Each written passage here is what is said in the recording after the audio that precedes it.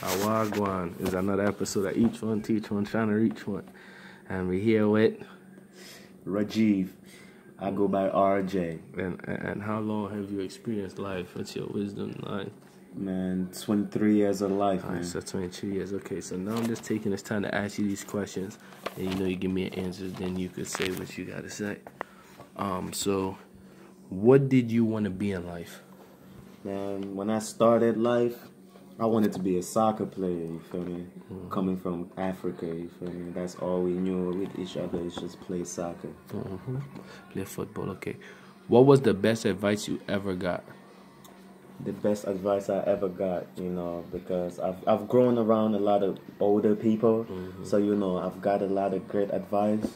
But one thing that I did learn that I'm going through now is that every obstacle in life is a test.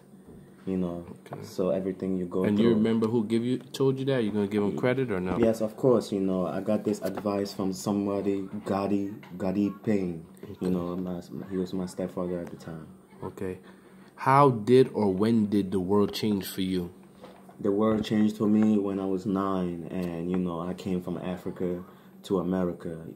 Saw a whole new world, see life through different. All right, and do you agree with how the world changed in any aspect?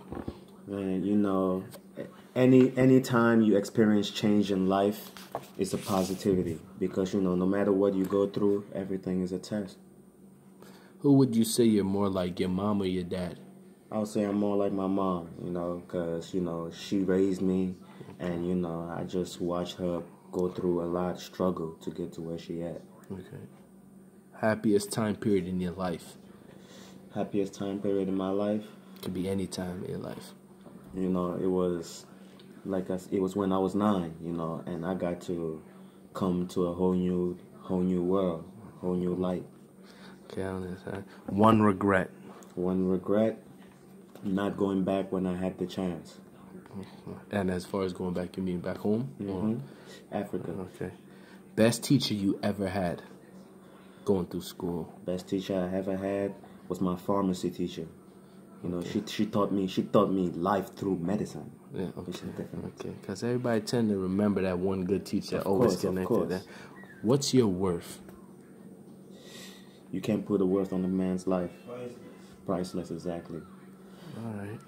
Come on now, this is and all right. So this time of this segment, I give people time to, I give people time to either tell your story, because you got to remember, I'm doing this so people connect. Connect with your family, loved ones, and also leave your mark on history. So I give you this time to either tell your story or tell a story. I'm gonna tell a story. Okay. And that story is just a time in my life. That I thought in my mind that I was on top, but going through life and living it now, I'm learning that was just a test on how I can handle getting everything that I wanted, and it's getting everything you want isn't always going to bring you happiness. And this time in my life I learned that, and that was a time where I didn't know who I was yet. I have yet to find myself. So in my mind, money was the answer to all problems. So, I was selling weed, Molly. I was selling a bunch of stuff, just because. And I had a job, so, I didn't have to do that. I had a job and I was going to school, but I was doing it at a time. And, a kid at my age at the time, getting close to $2,000 every week, getting that kind of money could mess up with your head. And, at that time, I didn't know how to handle the money. I got a lot of jewelry, I got a lot of clothes, shoes, all of that. But, I realized during that time period that having all of that still isn't going to get you what you need. It's going to get you what you want, but it's not going to get you what you need. And, having all those clothes and shoes and, watching TV and seeing that everybody else in the world needs that, it brings it brings you in a different place in life. So, I had all the clothes, all the Gucci, I had all of that.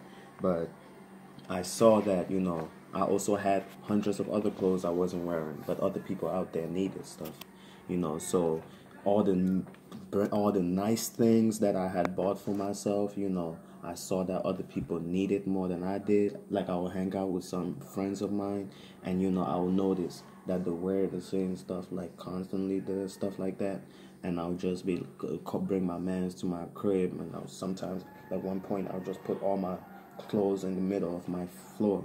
True Religion jeans that friends got from me, all of that, all on the floor, and they picked what they wanted to go for an outfit and stuff like that.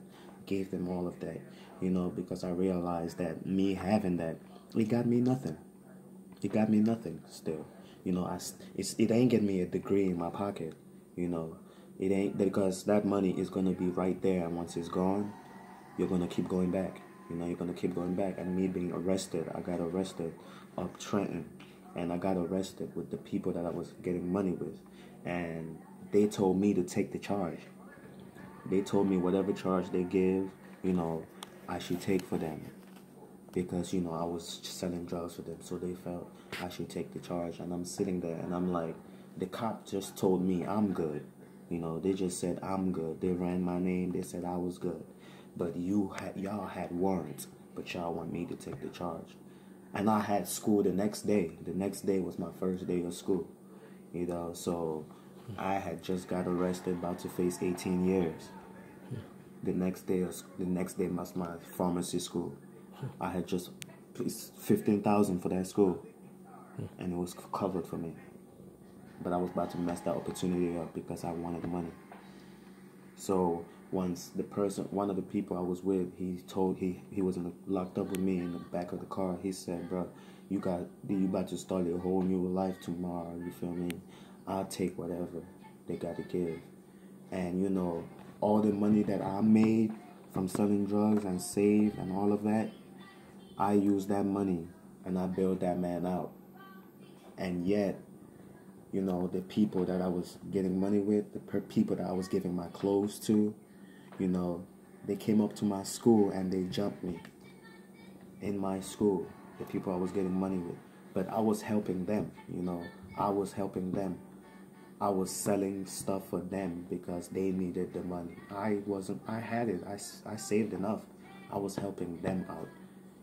One of them had just lost his mom, and I was there. I saw it happen. And I was trying to be there for them, but yet came and jumped me. And that point I realized, that not everyone that is with you is really with you. That money isn't the answer to all problems. Having all these nice things is going to bring nothing but more problems. This Gucci and all of this, and when people that are hungry, once they see you in a Gucci jacket, the hate starts.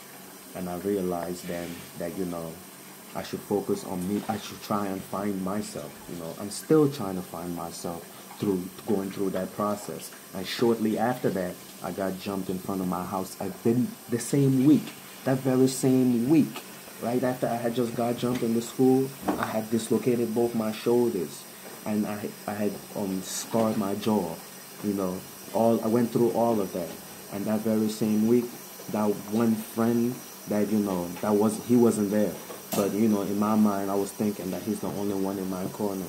And he came to my house, and he watched me get jumped, And he put it on his Facebook and his Instagram.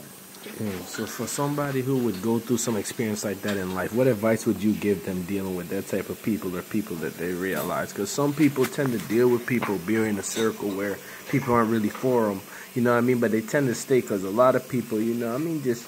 they want attention, they want affection, they want to feel like they could fit in. So what advice would you give to somebody? An advice I would give for them is, I know a lot of people that sell drugs and stuff like that.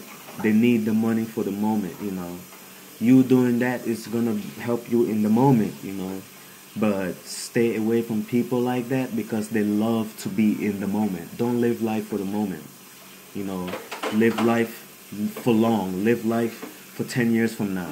Don't live life for this week and next week. Live life for 10 years from now.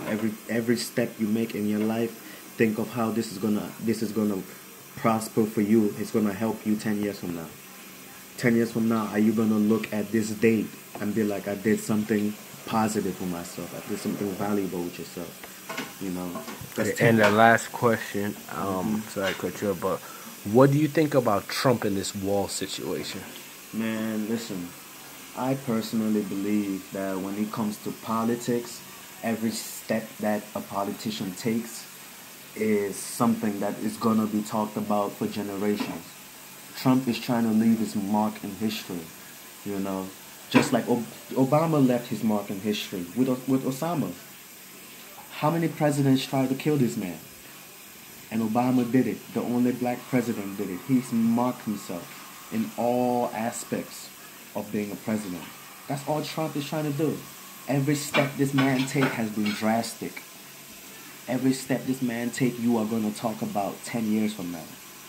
You are going to talk about Trump talking about the nuclear war 10 years from now. Because what if 10 years from now what he says actually does happen? You are going to think of Trump said it. So I believe everything this man says is something that's going to affect us for years to come. So I pay attention. Because every man that you think is stupid, or you might think he's stupid. You might think he's dumb. You might think he's da-da-da. Cool, you might think that. But he has done one thing that I promise you y'all going to think about 10 years from now, though. What's your favorite president is talked about 10 years from now. Your favorite president is talked about throughout generations for something that's done. Look at the money you have in your hand. Look at them presidents on there. Think of what they've done. That's what Trump is trying to do.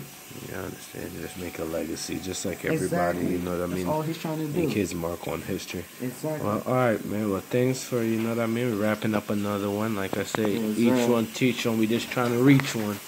All right, that's another one, guys. We out.